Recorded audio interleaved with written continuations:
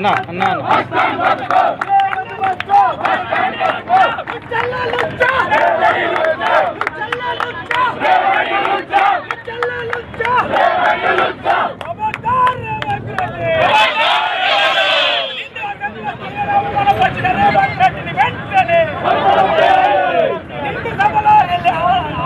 అవమానించిన రేవంత్ రెడ్డి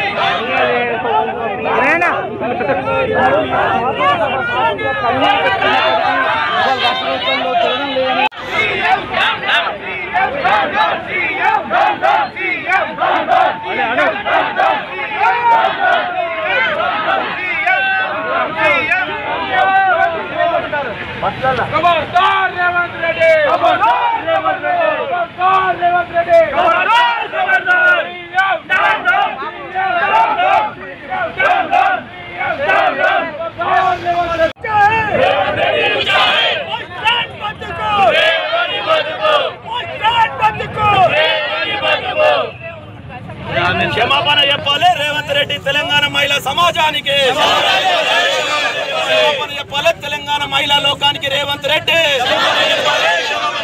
క్షమాపణ చెప్పాలి తెలంగాణ ముఖ్యమంత్రి రేవంత్ రెడ్డి తెలంగాణ మహిళా సమాజానికి CM deputy CM deputy CM మహిళలను కించపరిచిన సీఎం డిప్యూటీ సీఎం వైఖరి రేవంత్ రెడ్డి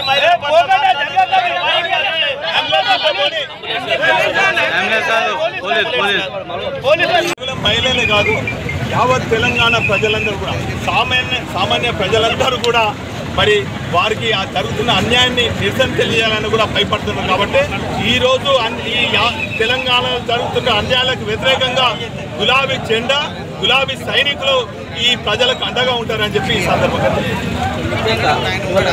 అసెంబ్లీ పార్లమెంట్ రేవంత్ రెడ్డి ఒక మాట చెప్పగానే ఇద్దరు ముగ్గురు మంత్రులు అంటే మహిళలు దాడి చేసే ప్రయత్నాన్ని నిన్నంతా అసెంబ్లీలో చూసాం.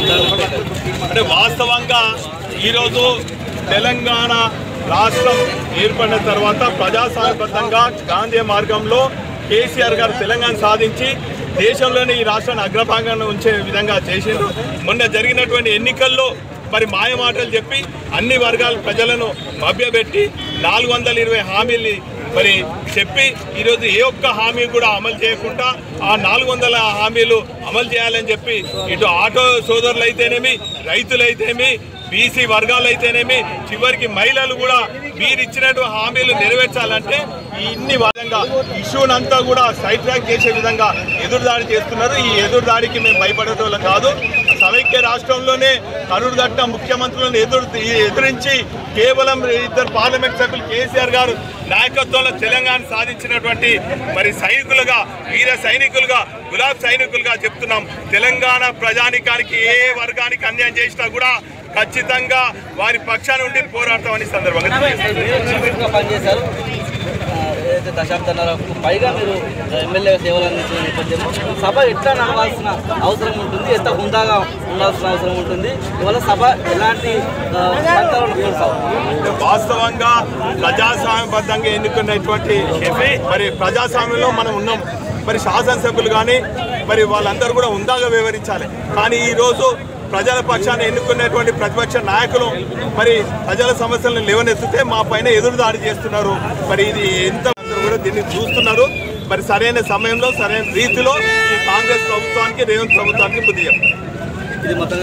నిర్వహించలేని నిస్సాయ స్థితిలో ఉన్నటువంటి రేవంత్ ప్రభుత్వం ఈరోజు ప్రజల పక్షాన ప్రతిపక్ష నాయకులు వారి సమస్యలు లేవనెత్తుతుంటే వారిని కించపరిచే విధంగా ఎదురుదాడి చేస్తున్న దాన్ని ప్రజాస్వామ్యవాదులందరూ కూడా చూస్తున్నారు.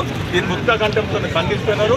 నిన్న నిండు సభలో సీనియర్ శాసనసభ్యులైనటువంటి మా సవితక్క సునీతక్క మరి మహిళా సమస్యలు కానీ రాష్ట్రం ఎదుర్కొన్న సమస్యలపైన ప్రజాస్వామ్యబద్ధంగా నిండు సభలో మరి లేవనెత్తుతుంటే వారిని కించపరిచే విధంగా మరి వారి బతుకులను బస్టాండ్ చేస్తానని చేసిన దాన్ని యావత్ తెలంగాణ మహిళా లోకం అంతా కూడా తీవ్రంగా ఖండిస్తున్నది. అందుకే ఈరోజు మహిళలందరూ కూడా పెద్ద ఎత్తున స్వచ్ఛందంగా నిరసన కార్యక్రమంలో పాల్గొని వారి బతుకును కాంగ్రెస్ రేవంత్ రెడ్డి బతుకును బస్టాండ్ చేశాలని శపథం చేయడం జరిగింది. ఈరోజు తెలంగాణ సాంప్రదాయంలో మహిళలందరినీ కూడా పూజించే విధంగా వారి ఏ పండుగ వచ్చినా కూడా మహిళలని ఇంటికి తీసుకొచ్చి మర్యాద చేసి వారిని గౌరవించే సంస్కృతి సాంప్రదాయాలు తెలంగాణ మహిళా లోకంలో ఉన్నది. కానీ ఈరోజు తెలంగాణ మహిళా లోకాన్ని కించపరిచే విధంగా చేసినటువంటి దాన్ని తెలంగాణ మహిళా లోకం అంతా కూడా తీవ్రంగా ఖండిస్తారు. ఏదేమైనప్పటికీ కూడా రేవంత్ రెడ్డి కాంగ్రెస్ శాసనసభ్యులే అతి త్వరలో వారి బతుకులు బస్టాండ్ కాబోతుంది. నీ సంగతి ఏందో చూస్తాం, నువ్వు మాట్లాడుతున్న మాటల మీద జవాబులు ఇస్తావు. నీ మొత్తం నీ కాంగ్రెస్ ప్రభుత్వాన్ని ఏం చేయాలో చేసి వదిలిపెట్టావు. నీ బ్రతుకు నువ్వే అన్నావు కదా కేటీఆర్ గారిని నీ వెనక కూర్చున్న అక్కలు బ్రతుకు బస్టాండ్ చేస్తారని. నీ బ్రతుకు బస్టాండ్ అవుతుంది, అది ఆలోచించుకో రేవంత్ రెడ్డి. రేవంత్ రెడ్డి ఖబర్దార్ మా తెలంగాణ మహిళల తోలికి వస్తే మాత్రం నీ సంగతి అనేది ఏందో మాత్రం నేను వదిలిపెట్టే హెచ్చరిస్తున్నావు.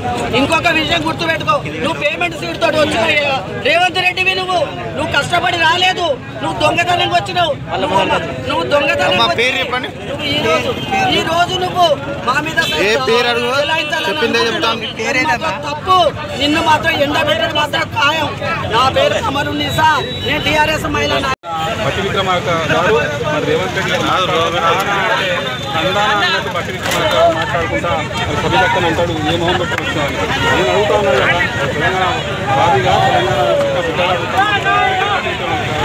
మీరు ఏ విధంగా ఏ మొహం పెట్టుకొని రేవంత్ రెడ్డి సోనియా గాంధీ బలిదేవత అన్నాడు కదా, మరి ఆ క్యాబినెట్లో ఏ విధంగా ఉప ముఖ్యమంత్రిగా కొనసాగుతున్నారు?